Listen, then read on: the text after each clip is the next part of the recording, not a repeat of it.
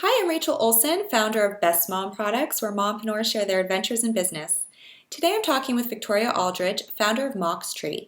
MoxTree uniquely connects moms based on common interests and stages of motherhood, along with the ability to form groups all in one place. Today we'll learn Victoria's aha moment, how she went about building an online community, and how she manages it all with 2 children under the age of 3. Wow. Welcome, Victoria. It's so nice to have you. Let's start with, what exactly is MoxTree? When did you start this venture and how did you come up with the name? Well, the idea of MoxTree came about October of 2011. I was just immersed more in the mom world, and I noticed that there had to be a more efficient way that moms could come together. MoxTree came about, I'll be honest, the first thing was I tried about 80 other domain names, and they were all taken. And all cost anywhere from $2,000 to $20,000 to actually obtain. So I ended up just going down the line and thinking we came up with all these different things. And then finally, it really hit me, and I'm glad that this is the one that stuck and wasn't taken. Mox comes from, obviously, Moxie, M-O-X-I-E, which symbolizes courageousness and adventurousness. And that's, moms, I think, are the epitome of courage and adventure. So it just made sense that MoxTree, and then tree symbolizing the branches of connections that moms will form on MoxTree. And it just seemed intuitive, so that's how MoxTree came about. And from there, it was a matter of looking for a developer after October, and then I'd say November, December, we started working on it, and it's been a real ride since then. What exactly is MoxTree? MoxTree connects moms based on commonalities. Basically, and this isn't a way of branding it, but if you need a real quick visual. You take the concept of a dating site for men and women, and you combine it with some features of today's wave of social media, Facebook, in the sense that you could friend somebody. Combine those, and that's kind of what MoxTree is. So you would get onto the site, create a short profile, takes 2 to 3 minutes, and from there, based on your age range, your geographical location, your children's age range, and even ethnic background, and you could further filter based on your interest in fitness, professional networking, if you're a stay-at-home mom, working outside the home, mom with multiples, single mom, interested in travel, whole slew of things. From there, you would further filter, and basically it's as easy as hitting search moms, and then moms will populate the screen that have any of those overlapping commonalities with you. And from there, you'd reach out to each other. Interesting as technology evolves as well in social media that now we're actually organizing our friends is how I think of it. Our interests and our groups of friends all in one place. Perfect. It's all in one place. It makes it more convenient. Women and moms are dominating social media. They're dominating all angles of social media these days, especially moms. And so this is a real quick, convenient way for a mom to connect with other moms that share her interests. I think we focus so much on connecting with other moms because we have a child in common, but what about other things we have in common with them? I mean, we had all of these interests prior to becoming mothers, and because we have a child, that doesn't change. It adds a new dimension to our lives, but it doesn't change necessarily our goals and interests altogether. So I think instead of purely connecting based on our children and our child-centric interests, let's focus on our woman-centric interests. So that was a lot of the vision, initially for MoxTree.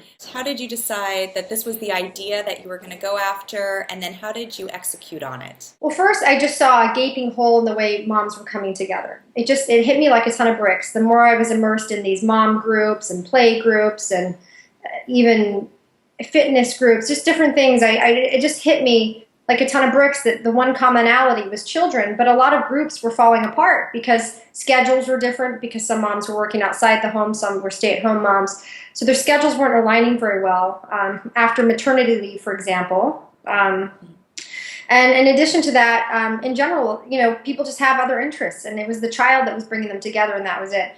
So the more this epiphany came about, I asked other moms, and I said, how about a way that we could come together based on more commonalities, and what are you thinking about your group that you're in, or this play group you're in? And they all said, hands down, this would be a great resource for me. And I started pursuing developers. What I would say in the development process, is, the one thing that I had to learn the hard way was communicating with developers. So not only is it a woman communicating with a man, which is already, Venus and Mars, but on top of that, it's a non-developer, myself, communicating with men who speak entirely different languages, on top of being a man and speaking a different language. So I learned the hard way that I needed to really be a lot more succinct in the vision with the developers and find out more about the languages the developers wrote in. You've got HTML, CSS, JavaScript, all these different ones, and find out what they're proficient in.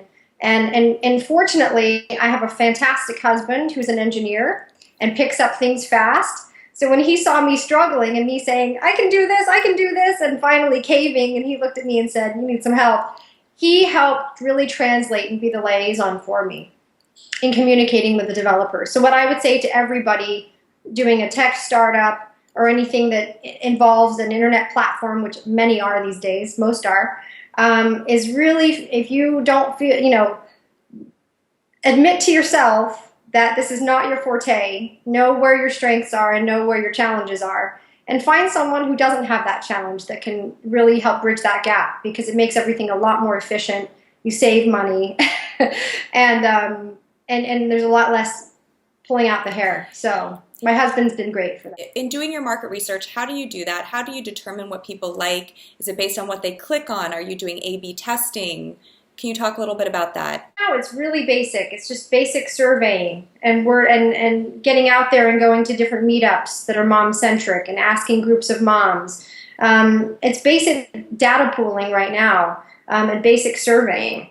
And we keep all of this documented over time and see what the vast majority of people are leaning toward or what they prefer, and then we sort of make our modifications to the site and our vision through that.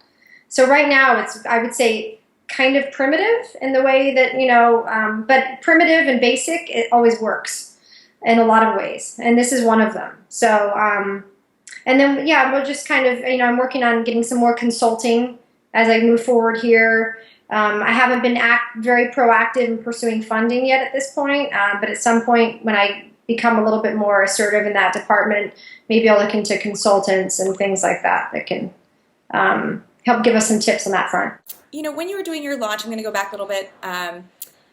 You were featured on Women 2.0, GeekWire, Macaroni Kid, Red Tricycle, Chat with Women. How did you go about getting this press in the beginning? Well, I would still consider ourselves in the beginning now. And a lot of this press has been over the past 2 or 3 months, so it's all been very recent for the most part.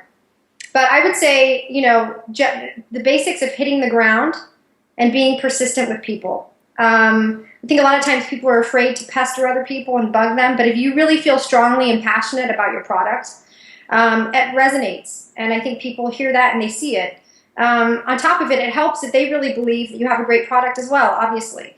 But a lot of it has been hitting the ground. I mean, I've hired a little bit in the way of PR, publicists to help, but it's been so minimal, and even that traction has been, I would say, a little bit less than what I've been able to do on my own.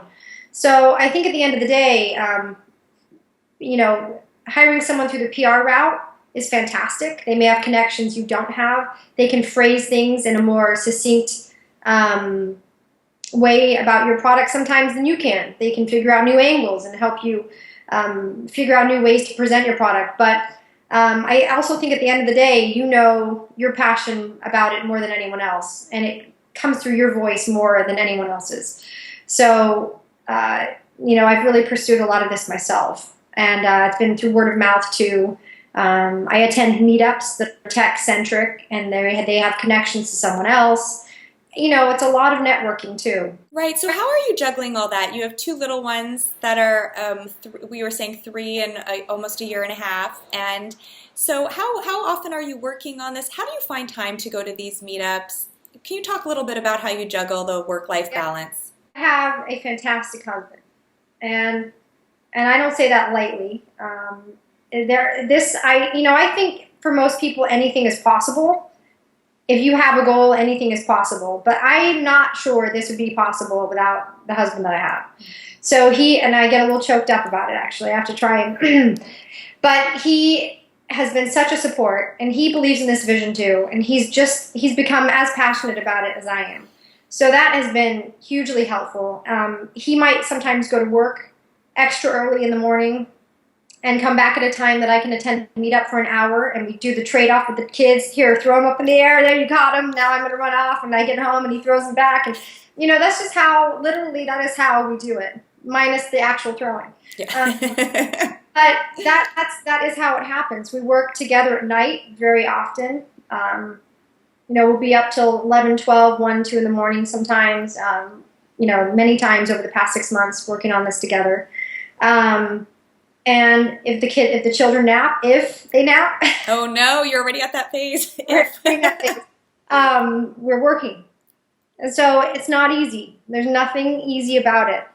But when you believe in what you're doing and you are excited about it, and there's the challenges, absolutely there's the challenges, and you sometimes hit yourself, what am I doing, But you're in the middle of it and you're passionate, so you keep going. It's like another child. Yeah. It's like taking on another child, and another child under 3. Not an independent child, obviously. So it really feels crazy, but I feel I would, I'm not doing this the conventional way. I'm not putting 3,000% into this because I can't. I have 2 children that also need me. So I'm not doing this, I would say, the conventional startup way, but I'm very much a believer that you try for what you believe in. And even if you're not doing it the conventional way, you give it your all, and there's nothing bad that can come out of it. Maybe a little bit of money went down the drain, but you can sit back and say, I've brought a product to market, something I really believe in, and the people and the networking and the challenges and the wisdom and knowledge you gain along the way can always be applied to everything else in your life moving forward. So I'm a huge advocate of just taking the plunge, even though it feels like you're jumping off a cliff without a parachute. I feel like the way that you just phrased that entire thing is exactly how I feel and how I felt, and how every mom entrepreneur friend that I talk to feels the same way. It's like, what is the bare minimum? What if all of this failed tomorrow, which, or you decided not to do it for some reason at the ultimate lowest point, and it's like you have an amazing new connections, an amazing new skill set, you've done something, and when you talk about it being your next child, I have a very supportive husband too, so I definitely can relate to you. He's more excited about this. I mean, he worked from home today, so I could do this and then go to a meetup later.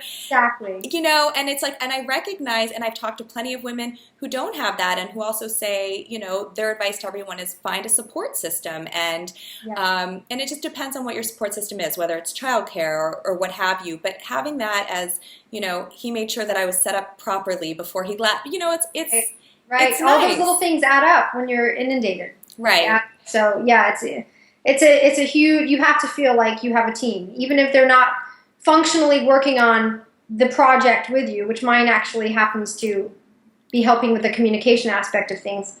At least if they're helping you on the family front, however they can, to ease you up a little. I mean, it's all invaluable. So, right, yeah, we're both very lucky. So, okay, so I have 2 questions as we wrap up. One would be, we didn't talk about how do you plan to monetize that? For the person that's listening that says, oh, this is great, is this a paid service?